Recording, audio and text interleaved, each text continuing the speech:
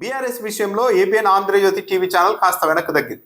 తెలుగుదేశం పార్టీకి అనుకూలమని పేరున్న టీవీ ఛానళ్ల పైన ప్రధానంగా ఉన్న విమర్శ ఏంటంటే అక్కడ చంద్రబాబు నాయుడు ప్రభుత్వం, ఇక్కడ రేవంత్ రెడ్డి ప్రభుత్వం అధికారంలో ఉండడంతో ఈ రెండు ప్రభుత్వాలు మావే అన్న ఉద్దేశంతో ఈ ఛానళ్లు ప్రతిపక్షాలకు సంబంధించిన నాయకుల మీద రెండు రాష్ట్రాల్లో ఇష్టానుసారం కథనాలు ప్రసారం చేయడం, వాళ్ళ వ్యక్తిత్వాల్ని హననం చేయడం వంటివి ఎలాంటి హద్దు అదుపు లేకుండా చేస్తూ ఉన్నాయి అన్న ఒక విమర్శ ఉంది.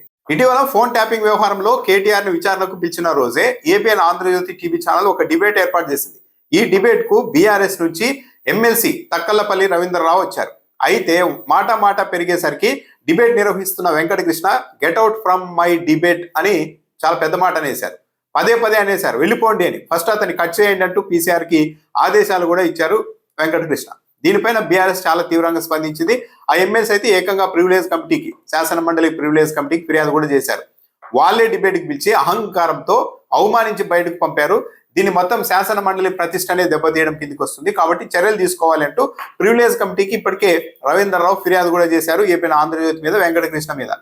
ఈ నేపథ్యంలోనే ఏబిఎన్ ఆంధ్రజ్యోతి టీవీ ఛానల్ ఆ రోజు జరిగిన వ్యవహారం పైన తాము విచారం వ్యక్తం చేస్తున్నామని ప్రకటించింది. అదే సమయంలో జర్నలిస్టుల్ని ఉద్దేశించి పిచ్చి నా కొడుకులు అంటూ రవీంద్రరావు మాట్లాడారు.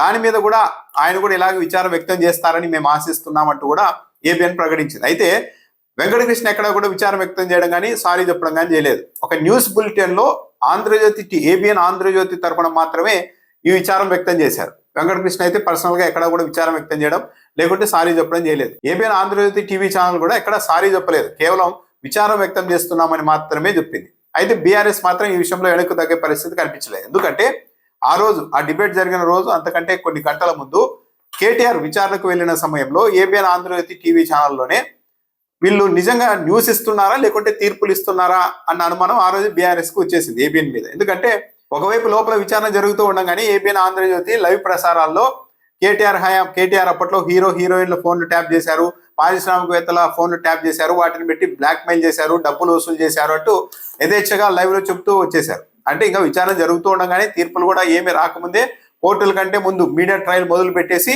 ఆల్రెడీ కేటీఆర్ ఇవన్నీ చేసేశారు అన్నట్టుగా ప్రసారం చేశారు. ఆ నేపథ్యంలోనే బీఆర్ఎస్ ఎమ్మెల్సీ ఆ రోజు సాయంత్రం ఏబిఎన్ లోనే జరిగిన డిబేట్ లో పిచ్చిన కొడుకులు మరి ఎవరు చెప్పారని ఇలాంటి ప్రసారాలు చేస్తున్నారు, ఇలాంటి రాతలు రాస్తున్నారు అన్నప్పుడు వెంకటకృష్ణ ఆగ్రహం వ్యక్తం చేశారు.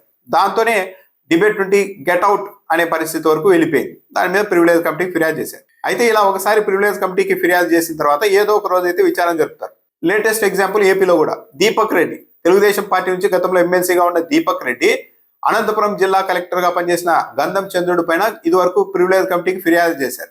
తనకు 2.5 ఏళ్ల పాటు పిఎన్ కూడా కేటాయించలేదు కలెక్టర్, నన్ను అవమానించారంటూ ఆయన ఇదివరకే ఫిర్యాదు చేశారు. నిన్న గంధం చంద్రుడిని పిలిపించారు ప్రివిలేజ్ కమిటీ ముందుకు. ఆయన వచ్చి అక్కడ సారీ చెప్పి వెళ్ళిపోయారు. మరో ఎమ్మెల్సీ విశాఖపట్నానికి వెళ్తే అక్కడ అధికారులు కర్నూలు జిల్లాకు సంబంధించిన ఎమ్మెల్సీకి విశాఖపట్నంలో గెస్ట్ హౌస్ మేము ఏర్పాటు చేయలేమని చెప్పారంటూ ఫిర్యాదు చేశారు. దాని మీద కూడా విచారణ జరిపారు. ఆ సదరు విశాఖ అధికారి కూడా వచ్చి సారీ చెప్పారు ఎమ్మెల్సీకి, తప్పు అయిపోయింది, మరోసారి ఇలాంటి పునరావృతం కాకుండా చూసుకుంటామని. అంటే ఏదో ఒక రోజు వెంకటకృష్ణ కూడా ప్రివిలేజ్ కమిటీ ముందుకు రావచ్చు, లేకుంటే ఏబిఎన్ తరఫున వాళ్ళ ప్రతినిధులైనా రావాల్సిన పరిస్థితులు కూడా రావచ్చు. ఈ నేపథ్యంలోనే దీపక్ రెడ్డి చేసిన కామెంట్ కూడా హాట్ టాపిక్ గా మారే కొద్ది రోజుల క్రితమే. ఐఏఎస్లు తనని గతంలో ఇలా అవమానించారు, పిఎన్ కూడా ఇవ్వకుండా అన్న ఉద్దేశంతో ఏమో కానీ ఈ మధ్య చాలా తీవ్రమైన వ్యాఖ్యలు బ్యూరోక్రసీ మీద చేశారు దీపక్ రెడ్డి. వీళ్ళంతా బ్రిటిష్ బూట్లలో ఉన్న వాళ్ళు అని కూడా మాట్లాడేశారు కలెక్టర్లను, ఐఏఎస్ని. వీళ్ళ వల్లే దేశం మొత్తం నాశనం అయిపోతుంది, వీళ్ళ అవినీతికి పనికొచ్చేలాగా సిస్టమ్ను వీళ్ళే మార్చేశారు అని కూడా ఆరోపణలు చేశారు. ఈ చెత్త ఐఏఎస్ బ్యూరోక్రసీ అనే ఒక చెత్తను ఎప్పుడైతే మనం తొలగించుకుంటామో అప్పుడే ఈ దేశం చాలా వేగంగా ముందుకు వెళ్తుంది. వీళ్ళు ఉన్నంత కాలం ఈ దేశం ముందుకు వెళ్ళదని కూడా చెప్పారు. 2019 ఎన్నికల్లో చంద్రబాబు నాయుడు ఓడిపోయినా, మొన్నటి ఎన్నికల్లో జగన్మోహన్ రెడ్డి ఓడిపోయినా కారణం ఈ అధికారులే, ఐఏఎస్లే. వీళ్ళే ముఖ్యమంత్రులకు రాంగ్ ఫీడ్ ఇస్తూ ఉంటారు. గ్రౌండ్ లో ఒకటి జరుగుతుంటే ముఖ్యమంత్రుల దగ్గర మాత్రం అంత అద్భుతంగా జరుగుతోందంటూ చెప్తూ ఉంటారు. ఆ మాయలో పడి ప్రభుత్వాలు కూడా పోతూ ఉంటాయి అని చాలా తీవ్రమైన వ్యాఖ్యలు చేశారు. వీళ్ళ అవినీతి తెలియాలి అంటే అక్కడ హైదరాబాద్ లో వీళ్ళు ఉంటున్న కాలనీకి వెళ్ళి చూస్తే మొత్తం వాళ్ళ ఇల్లు, వాళ్ళ బంగ్లాలు చూస్తే తెలిసిపోతుంది వీళ్ళంతా కరప్ట్ అయ్యారు అధికారులు అన్నది కూడా తెలుస్తుందంటూ వాళ్ళు ఉంటున్న కాలనీ పేరును కూడా ఆ రోజు దీపక్ రెడ్డి ఒక ఇంటర్వ్యూలో ప్రస్తావించారు. అయితే దీపక్ రెడ్డి అధికార పార్టీ నాయకుడు కావడంతో ఐఏఎస్ల సంఘాలు కూడా స్పందించలేదు. ఎందుకంటే ఆయన చాలా తీవ్రమైన వ్యాఖ్యలు చేశారు. బ్రిటిష్ బూటలో కూర్చొని పనిచేసే వ్యక్తులు ఈ ఐఏఎస్లు అని మాట్లాడారు. ఇది ఒక చెత్త సిస్టమ్ అని చెప్పారు. ఈ సిస్టమ్ ఉన్నంత రోజులు దేశం బాగుపడదని చెప్పారు. ఈ దరిద్రాన్ని వదిలించుకున్న రోజే మనం బాగుపడతామంటూ కూడా చెప్పారు. అవినీతికి వీళ్ళ తగ్గట్టు అవినీతి కోసమే సిస్టమ్ ను మాడిఫై చేశారు, మార్చుకున్నారని కూడా చెప్పారు.